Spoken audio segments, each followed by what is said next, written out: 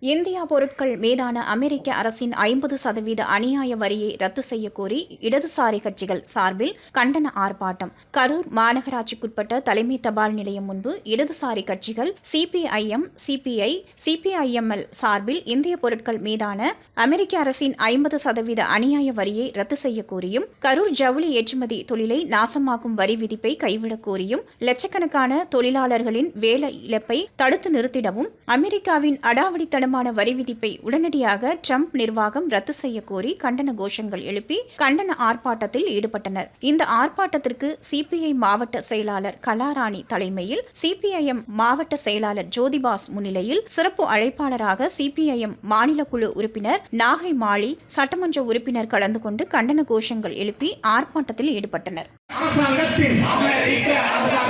அடாவடி வரி விதிப்பை கண்டித்து